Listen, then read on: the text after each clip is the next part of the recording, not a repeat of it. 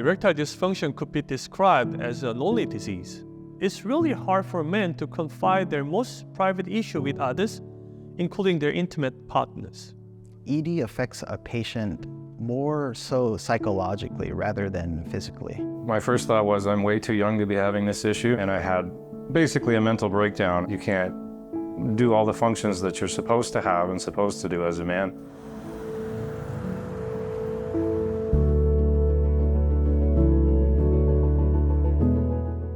I'm Sewum Park, prosthetic urologist. I'm a director of Stand-Up Prosthetic Urology Center of Excellence for Penile Implants. My current career as a prosthetic urologist is largely attributed to Dr. Stephen Carl Wilson, who is a godfather and a living legend in this field. After getting my training in US under the guidance of Dr. Wilson with penile implant surgery, I dedicated my practice to provide best possible care with restoring men's erectile function. The penile implant is a definitive surgical option for erectile dysfunction treatment. By implanting a hydraulic device completely inside the body, we can restore the patient's erection while preserving one's privacy and other sexual functions. The surgical procedure of IPP placement is typically performed under spinal or local anesthesia with mild sedation. Through a small skin opening in the genital area, the implant is inserted generally within 40 minutes. Patients can usually resume intimacy with their partner around 4 to 6 weeks.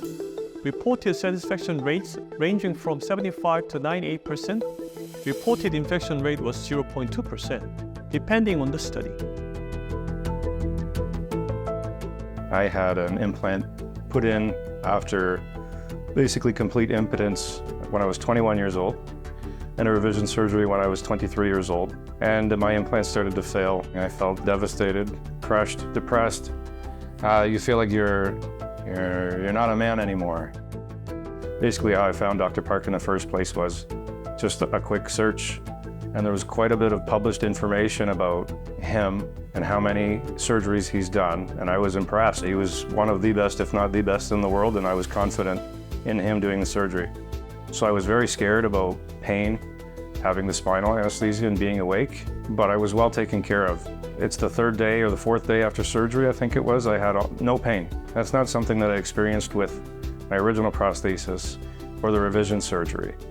After the penile implant, there are no changes in sexual functions like sensation, orgasm, or ejaculation. The real difference seems to happen with men's psychology, not only about sexual confidence, but also a more positive view toward the life itself.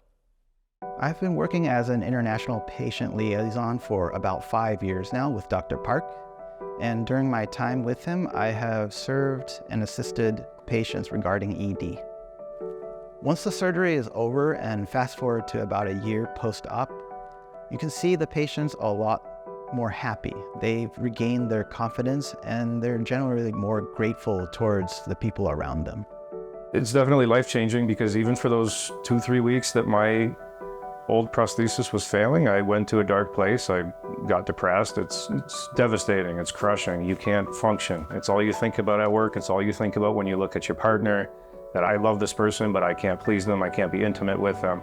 So having this surgery and having everything go so well so far gives me a lot of confidence. It gave me my life back. The largest obstacle is trying to raise more awareness to the existence of penile implant surgery. Before I worked here, I had no idea that such a procedure existed to permanently cure erectile dysfunction. I believe that delivering medical information to the public is one of our key responsibilities as doctors. This is the reason why I started a YouTube interview series named Humanizing a Surgeon with the goal of helping people finding a good doctor. In general, patients are so remiss to talk about sexual health. They have shame or guilt or anxiety or depression around these topics. So you have to normalize the discussion, and you have to normalize the fact that these problems occur in all humans. So a good doctor is one that probably listens more than talks, right? To really understand somebody, is honest with their patients, and does their best to work with them to improve their overall health, and empowering patients to, be brave and come out with their problems so they can be addressed. I had a patient from the Arabic countries, and they said only because of these videos, we could understand that the surgeon behind is a human. Dr. Park is a pioneer of these educational videos, and I think they are really important, not only for us as healthcare professionals, but also for our patients. If you are struggling or hesitant to speak about ED with anyone, know that you are not alone. There's a wealth of information that you can find online. So do your research. This is your life. You know, this is your mental health. You're not going to go through life with a half-working penis, and Dr. Park knows what he's doing. I do believe it's essential to rethink our approach to medicine so that we can serve our communities better.